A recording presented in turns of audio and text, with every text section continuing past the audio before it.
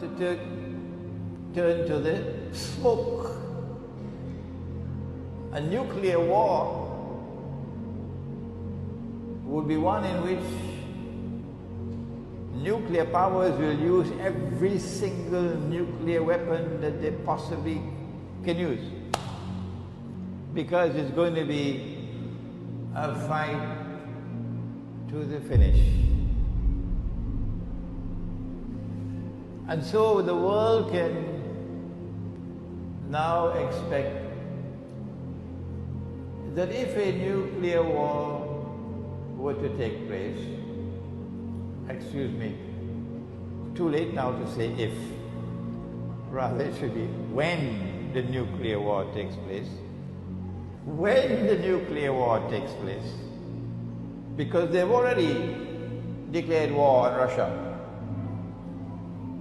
If you're living in France and Britain and in Western Europe, and if you don't know that your leaders have declared war on Russia, and the nuclear war is now inevitable, and when that nuclear war takes place, that thousands of nuclear weapons will explode. If you don't know that, then you are living in dreamland. And if you hope to survive in Western Europe, you're also living in dreamland. That's the price you pay for having Zionist rulers ruling over you. That's the price. I hope you're listening to me, Europe. I hope you're listening to me in Europe. And I hope you're listening to me in the United States and Canada.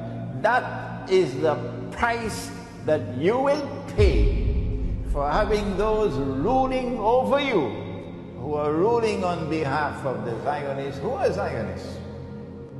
Because they have declared war on Russia. And the nuclear war is now inevitable. When it does take place, then I want to suggest to you tonight that the mushroom clouds which come from nuclear explosions, which will probably blot out sunlight, so that there will be no sunlight in the world. For how long, I don't know.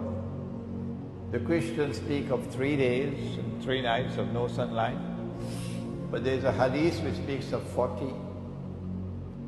This is not my field. I want to suggest to you tonight, for you to think about it, that when the Prophet ﷺ spoke about smoke, dukhan, as one of the signs of the last day, that he was referring to the mushroom clouds which will come from nuclear war, the malhama.